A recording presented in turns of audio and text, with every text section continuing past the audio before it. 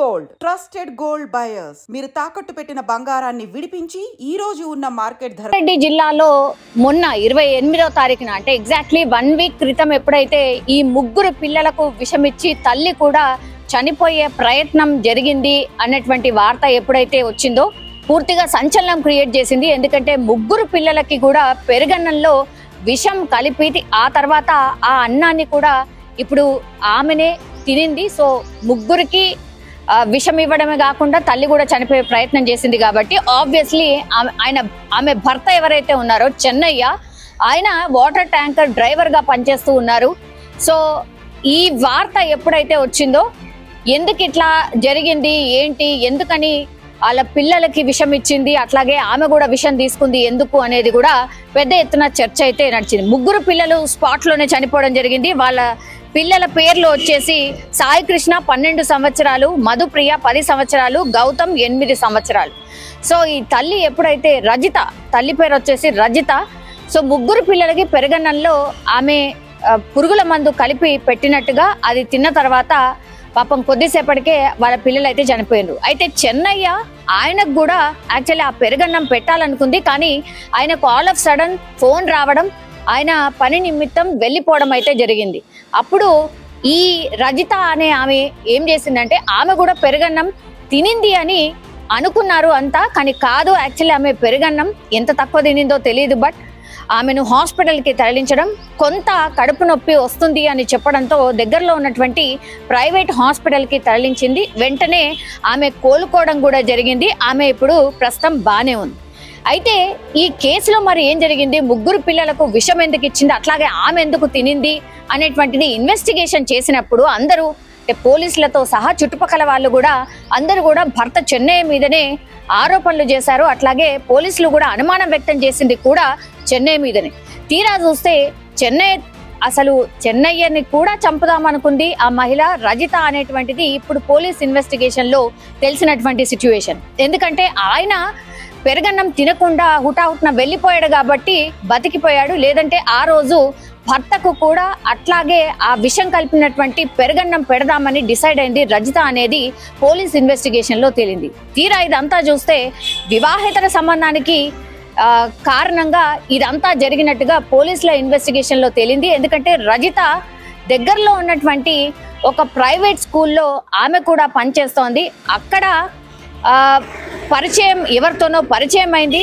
ఆ వ్యక్తే ఇప్పుడు వీళ్ళందరినీ అడ్డు తొలగిస్తే ఇంకా ఆ వ్యక్తితోని కలిసి ఉండొచ్చు అని భావించింది. కాబట్టే వీళ్ళందరి హత్యకు కుట్ర చేసినట్టుగా పోలీసుల ఇన్వెస్టిగేషన్ లో తేలింది. ఇప్పుడు సంచలనం క్రియేట్ చేస్తోంది. ముగ్గురు పిల్లల్ని చంపి ఆ తర్వాత భర్త చెన్నయ్యను కూడా చంపాలనుకుందా అనేటువంటిది ఇప్పుడు ఆశ్చర్యం కలిగిస్తోంది. ఎందుకంటే మనం గ్రౌండ్ రిపోర్ట్ కి వెళ్ళాం. గ్రౌండ్ లో కూడా ఈ ఇద్దరు గురించి కానీ ఆ ఫ్యామిలీ గురించి కానీ ఎవ్వరు కూడా నెగటివ్ చెప్పలేదు. ఎప్పుడు కూడా వాళ్ళు కొట్లాడుతున్నట్టు కానీ ఇంకేదన్నా జరిగినట్టు కానీ ఎక్కడ కూడా లేదు అనేటువంటిది కూడా అక్కడ చుట్టుపక్కల వాళ్ళు కూడా చెప్పినటువంటి సిచ్యువేషన్. సో అట్లాంటి టైంలో మరి ఏం జరుగుతుంది, ఇంత ఘాతుకానికి ఎందుకు పాల్పడింది రజిత అంటే పూర్తిగా రజిత తల్లిదండ్రులు వాళ్ళ ఎవరైతే ఈ చెన్నయ్య ఉన్నాడో ఆయన సతాయించేవాడు, మా అమ్మాయిని కొట్టేవాడు, తిట్టేవాడు. అట్లాగే చాలా టైమ్స్ ఆమె మీద కొంతమేర అంటే అనుమానం కూడా ఉండింది అనేటువంటిది వాళ్ళ అమ్మా నాన్న కూడా చెప్పడం జరిగింది. సో ఇప్పుడు అనుమానమే నిజమైనట్టు లెక్క. ఎందుకంటే ఆ అనుమాన పడ్డది చెన్నయ్య కరెక్టే అయింది అనుకోవచ్చు. ఎందుకంటే వివాహేతర సంబంధం ఉంది కాబట్టి అనుమానం వ్యక్తం చేసిండు. ఇప్పుడు పిల్లల్ని చంపడానికి అట్లాగే ఈ చెన్నయ్యని కూడా చంపుదాం అనుకుంది కూడా అందుకే అనేది ఇప్పుడు పోలీసుల ఇన్వెస్టిగేషన్ లో తేలినటువంటి సిచ్యువేషన్.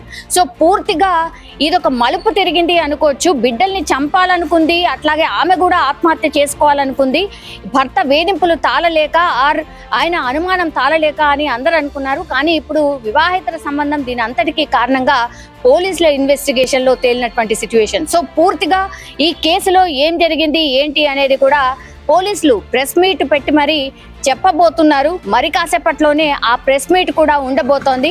కానీ పోలీసులు కూడా ఆశ్చర్యపోయిన సిచ్యువేషన్ అయితే కనిపిస్తోంది. ఇంత కర్కశంగా ఒక తల్లి బిడ్డల్ని చంపి ఆ తర్వాత భర్తను కూడా చంపిన తర్వాత అందరి అడ్డు తొలగించుకొని వివాహేతర సంబంధంతోని ఇంకొక వ్యక్తితో వెళ్ళిపోవాలనుకుంది కాబట్టి ప్లాన్ ప్రకారం ఇదంతా చేసినట్టుగా పోలీసుల ఇన్వెస్టిగేషన్ లో తేలినటువంటి పరిస్థితి అయితే కనిపిస్తోంది. సో అమీన్పూర్ లో జరిగినటువంటి ఘటన ఏదైతే ఉందో విషాదకరమే కాదు, ఇప్పుడు పూర్తిగా ఈ తల్లి ప్లాన్ ప్రకారమే చేసినట్టుగా తేలింది. ఇప్పుడు చుట్టుపక్కల వాళ్ళు కూడా ఆశ్చర్యాన్ని వ్యక్తం చేస్తున్నారు. అట్లాగే పాపం బాధాకరమైనటువంటి విషయం ఏంటంటే అభం శుభం తెలియని, అసలు ఎలాంటి తప్పు చేయని, ఏమీ అవగాహన లేకుండా ఇప్పుడు ఈ ముగ్గురు పిల్లలు చనిపోయినటువంటి పిల్లలకి పెరుగన్నంలో ఆమె పురుగుల మందు కలిపి పెట్టినట్టుగా అది తిన్న తర్వాత పాపం కొద్దిసేపటికే వాళ్ళ పిల్లలు అయితే చనిపోయినారు. అయితే చెన్నయ్య ఆయనకు కూడా యాక్చువల్లీ ఆ పెరుగన్నం పెట్టాలనుకుంది, కానీ ఆయనకు ఆల్ ఆఫ్ సడన్ ఫోన్ రావడం,